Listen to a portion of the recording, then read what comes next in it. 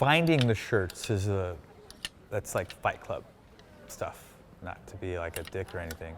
It's just, I'll say this, that every way that's possible to find vintage t-shirts, I'm doing that. Like every way.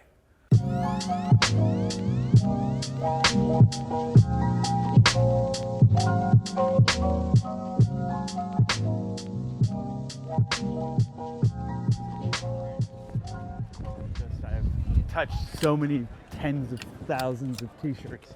I can just see from the tiny little bit of the corner of a t-shirt. I didn't think I was going to get anything this good today. Yeah? Yeah, so thanks, man. Thanks, man. Good seeing you. Appreciate it. So when I moved to New York, this was also 20-something years ago. I thought I was going to get a lot of work, but I couldn't get a single job. I couldn't give myself away. And so one day I was like, well, I guess I got to sell some of my t-shirts. That first day I set up on the corner of Prince and Mercer. I was set up for the whole day and no one bought anything. And then right when I was about to start, giving up and was about to start to pack up, this one guy goes by and he's like, just does a double take. And he's like, how much are these? That one, that one, that one, that one. And I was like, I told him it was 200, that was 300, that was this. And he was like, great, I'll take all of them.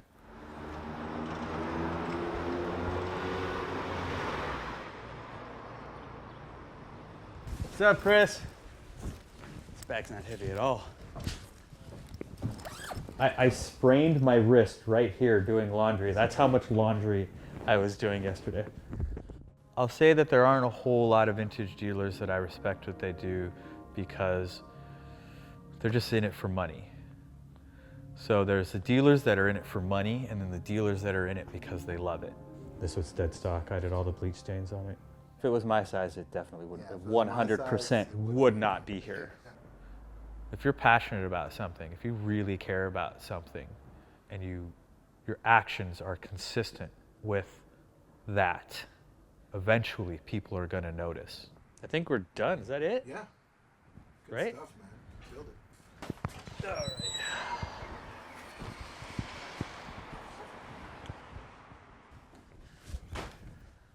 right. Okay. All the holes, all of them on this one. I get a little over enthusiastic about destroying the tees, and sometimes they're really destroyed. So we need to repair these by hand. I would say anywhere from like a week to a month it takes me to work on a single tee.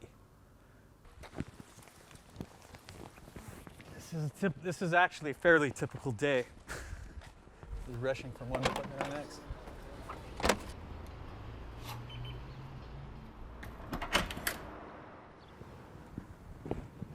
Oops. All right, oops, this is not going. This pile is for Kanye.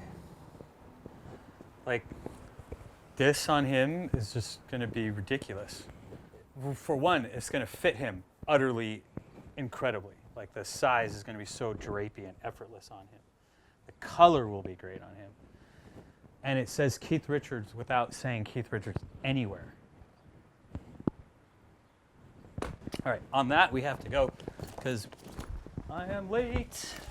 Until a year and a half ago, I'd never heard of Fear of God or Jerry Lorenzo.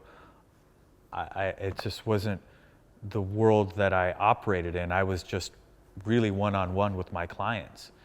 It was through my selling to Kanye that I met Jerry, and he bought a bunch of t-shirts, and then we just started talking about this stuff, and then he asked me to do a collection with him, and that was the Maxfield collection.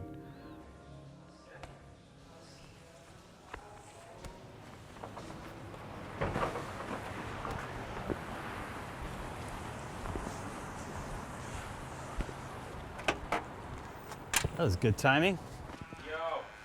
Yo. What's good? Oh, looks good, man. Oh, yeah. Where do you want to go? My store basically is in my bag. Yeah. Got it. Yeah. and I make house calls. I'm like a drug dealer, but with vintage T-shirts. So sick.